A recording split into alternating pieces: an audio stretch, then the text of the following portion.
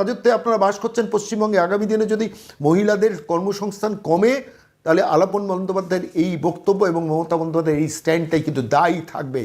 আমি আবার বলছি, মহিলাদের কর্মসংস্থান যদি আগামী দিনে কমে রাজ্যে, যেখানে সন্ধ্যের পর রাত্রের পর ডিউটি, বিভিন্ন হসপিটাল থেকে শুরু করে প্রাইভেট সেক্টর, বিভিন্ন প্রাইভেট অফিস, বিভিন্ন এমন অফিস যেখানে বিদেশের সঙ্গে কোলাবোরেশন করতে হয়, রাত্রিবেলায় ডিউটি করতে হয়, আপনি কী বলছে বলুন তো? একটা সরকারের অফিসের একজন মুখ্য উপদেষ্টাকে দিয়ে মমতা বন্দ্যোপাধ্যায় বলাচ্ছেন এ তো মহিলাদের চাকরি কমবে আলটিমেটলি। আমি যদি ভুল হই আপনারা বলবেন। কত মহিলা সন্ধ্যেবেলার পর, তার মানে কি আফগানিস্তান নাকি যে সন্ধ্যে সূর্যাস্তের আগে মহিলারা বাড়ি ফিরবেন, যে এখানে কোনো ল অ্যান্ড অর্ডার নেই? একটা সরকার তার মুখ্য উপদেষ্টা বলতে পারেন?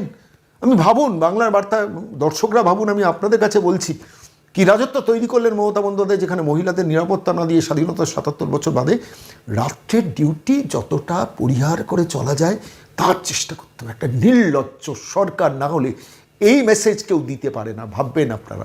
আমি আবার বলছি, পুজো কমিটিতে যারা ৮৫,০০০ টাকা পাচ্ছেন, সিদ্ধারা সোজা করে একটা বার বলুন আমরা নেব না। হাইল্যান্ড পার্ক যদি পারে, উত্তরপাড়া যদি পারে, একটার পর একটা কমিটি খবর দিচ্ছেন যে ফাইনালি তারা যদি না বলেন, বিশ্বাস করুন মাথা নিচু করে তাদের শ্রদ্ধা সম্মান জানাবো, তাদের সিদ্ধারা সোজা চাই বলে। একবার এই কন্যার স্মরণে অন্তত একটুখানি পুজোটা ছোট করে দিন। দরকারে সাধারণ মানুষ যাদের আর্থিক ক্ষমতা আছে তারা এদের এই কমিটিগুলোকে ডোনেশন দিন, কিন্তু সরকারকে মুখের ওপর বলুন যে আমাদের পেছনে টাকা না দিয়ে ওই মহিলাদের সুরক্ষার জন্য আপনি পার্মানেন্ট সরকারি সরকারি সিকিউরিটি সার্ভিসটাকে ঠিকঠাক করুন। সিভিক ভলেন্টিয়ারদের দিয়ে হসপিটাল চালানো যাবে না। সমস্ত ছাত্র সমাজের কাছে বলছি, বলুন কোনো সিভিক ভলেন্টিয়ার, আমি সিভিক ভলেন্টিয়ারদের অপরাধী সবাইকে বলছি না, কিন্তু কোনো সিভিক ভলেন্টিয়ার যেন কোনো সরকারি হসপিটালে গেটে না থাকে। এক্স মিলিটারি টিমকে দায়িত্ব দেওয়া হোক, যতদিন না দায়িত্ব দিতে পারেন ততদিন সেখানে দাঁড়িয়ে সেন্ট্রাল ফোর্সকে ডিপ্লয় করুন, নিজেদের খরচায় করুন। খেলামেলা উৎসব আর নিজের হাসি মুখের ছবি আর শাহজাহানের পেছনে খরচা, ডিয়া মামলা আটকানোর জন্য খরচা বন্ধ করুন, করে একদম পরিষ্কার সেন্ট্রাল ফোর্সকে টাকা দিয়ে ডিপ্লয় করুন সমস্ত সরকারি হসপিটালগুলোর একদম সিকিউরিটি ব্যবস্থাকে। আর কোনো সিভিক ভলেন্টিয়ার যেন কোনো সরকারি হসপিটাল না থাকে, দাবি তুলুন ছাত্র সমাজ। আমি বলছি এটাই কিন্তু নিড অফ দ্য আওয়ার। দরকার ৮৫,০০০ টাকা ক্লাবগুলো না নিয়ে সরকারকে বলুক আপনি ওইখানে টাকাটা এবছর খরচা করুন দিদি, পরের বছর আবার আপনার কাছে টাকা নেব। বহু মানুষ পথে নেমেছে, আইনজীবীরা দেখলাম রাস্তায় মিছিল করছেন, সঙ্গীত শিল্পীরা পর্যন্ত একের পর এক সঙ্গীত শিল্পীরা তারা সাধারণ এমনিতে লম্বা মিছিল করলেন। রূপম ইসলাম থেকে শুরু করে অনুপম সবাই সেই মিছিলে হাঁটলেন, দেখতে ভালো লাগছিল। দেবজ্যোতি হাঁটছিলেন, শিলাজিৎ হাঁটছিলেন, সবাই হেঁটেছেন। চিত্রশিল্পীরা একাডেমি অফ ফাইন সায়েন্সের ছবি এঁকে প্রতিবাদটা জানিয়েছেন। এই মুহূর্তে আপনাদের দাঁড়িয়ে গ্রাম বাংলার বিভিন্ন প্রান্তে প্রচুর প্রতিবাদ মিছিল হচ্ছে। ভাইপোর জেলা সেখানে ক্যানিংয়ে কীভাবে মানুষ পথে নেমেছে, একটা ছোট্ট দৃশ্য একবার দেখা।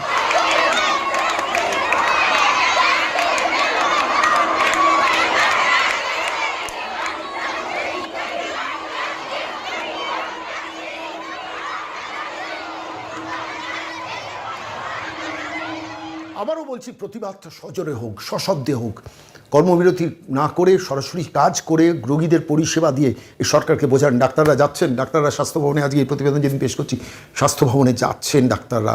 সেই ডাক্তারদের মধ্যে দুজন ডাক্তার, কুণাল সরকার, ডাক্তার সুবর্ণ গোস্বামীকে লালবাজারে ডেকে পাঠানো হয়েছিল, সমন করা হয়েছিল, চমকানোর জন্য সমন করা হয়েছিল। লক্ষাধিক মানুষ জমায়েত হয়ে ডাক্তারদের পৌঁছে দিয়েছিলেন ওই লালবাজারে।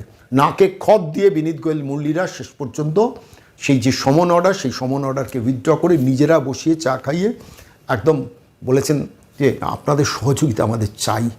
এতটা নির্লজ্জ যে বিনীত গোয়েলকে সিবিআইয়ের কাস্টাডিতে নেওয়া দরকার। আমি আবার বলছি যে বিনীত গোয়েলকে সিবিআইয়ের কাস্টাডিতে নেওয়া দরকার, যেভাবে সন্দীপ ঘোষকে সিবিআইয়ের কাস্টাডিতে নেওয়া দরকার, বিনীত গোয়েলকে নেওয়া দরকার। বিনীত গোয়েলের ফোন, মমতা বন্দ্যোপাধ্যায়ের ফোন, রাজীব কুমারের ফোন, আলাপন বন্দ্যোপাধ্যায়ের ফোন, হরিকৃষ্ণ দ্বিবেদীর ফোন, এই প্রত্যেকটা ফোন নিয়ে নেওয়া দরকার সিবিআই। সেই ফোনের মধ্যেই লুকিয়ে আছে এই বাংলার এই সর্বোত্তম কেলেঙ্কারির কাহিনী, যে কেলেঙ্কারিতে এন্টায়ার স্বাস্থ্য দফতরের অলিতে গলিতে পাওয়া যাবে করাপশনের গন্ধ। কীভাবে অপরাধীদের বাঁচানোর জন্য একটা মাস্টার প্ল্যান গত কয়েকদিন ধরে সংগঠিত হয়েছে, ওই ফোনগুলোর মধ্যে পাওয়া যাবে। আমি জানি না সিবিআইকে কতটা তথ্য রাজ্য কলকাতা পুলিশ দিয়েছে, কতটা তথ্য শেষ পর্যন্ত লোপাট করা হয়েছে, কিছুই আমরা জানি না। কিন্তু এই লড়াইটা জারি রাখা দরকার। আর যারা আন্দোলন করছেন, উই ওয়ান্ট জাস্টিস স্লোগান তুলছেন, তাদের কাছে আবার বলছি, শুধু ওই যে কন্যাকে আমরা হারিয়েছি, সেই কন্যাকে যে মেরেছে শুধু তার শাস্তি নয়, এন্টায়ার সিস্টেমটা যারা তৈরি করে রেখেছেন, সঞ্জয় রায়কে যে ঢোকার ব্যবস্থা করে দিয়েছেন, এন্টায়ার দাদা দিদিদের ঠিকাদারদের দিয়ে যে যে যে যে যে অ্যাডমিনিস্ট্রেশন সাজিয়েছেন সমস্ত হসপিটালগুলোর মধ্যে, সেই অ্যাডমিনিস্ট্রেশনটাকে বিরুদ্ধেও লড়াইটা করতে হবে। নবান্নের 14 তলার ওই মহিলাকে টেনে নামাতে হবে। Enough is enough. আপনি অনেক রাজ্য শাসন করেছেন, আপনি 40 মিনিট ধরে আরজি কর ভাঙচুরের অনুমতি দিয়েছেন, ব্যবস্থা করিয়েছেন, রাজ্য পুলিশকে অফ করিয়েছেন, অনেক কিছু করেছেন, ডাক্তারদের ডেকে পাঠিয়েছেন, দিনের পর দিন অনেক মানুষকে সেবা দিয়েছেন, শিক্ষা ডুবিয়েছেন, স্বাস্থ্য ডুবিয়েছেন, খাদ্য দপ্তর ডুবিয়েছেন, পুলিশ অ্যাডমিনিস্ট্রেশনকে ভেঙে তছনছ করে দিয়েছেন। এবার আপনি যান, এই কথাটা বলতে হবে, উই ওয়ান্ট জাস্টিসের মধ্যে বলতে হবে শাসক আপনি এবার যান, আপনার সময় হচ্ছে, এনাফ ইজ এনাফ। বাংলাকে আপনি অনেক দিয়েছেন, আর সর্বনাশ আপনি দিদি করবেন না। আপনি যা করেছেন বাংলার, কয়েকটা জেনারেশন বাঙালি পিছিয়ে গেল।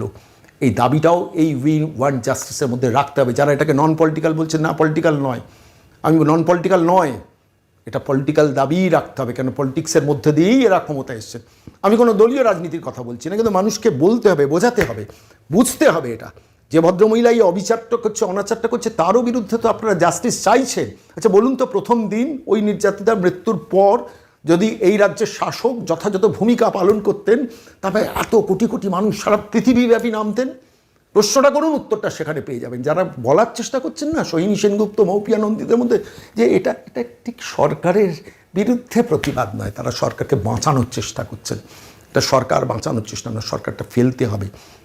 যে কেউ আসুক, যে কোনো সুস্থ সমাজে, সুস্থ মস্তিষ্কের যে কোনো সরকার আসুন, কিন্তু this government must go. That should be the demand of the we want জাস্টিসের। দেখা যাক শেষ কোথায় হয়।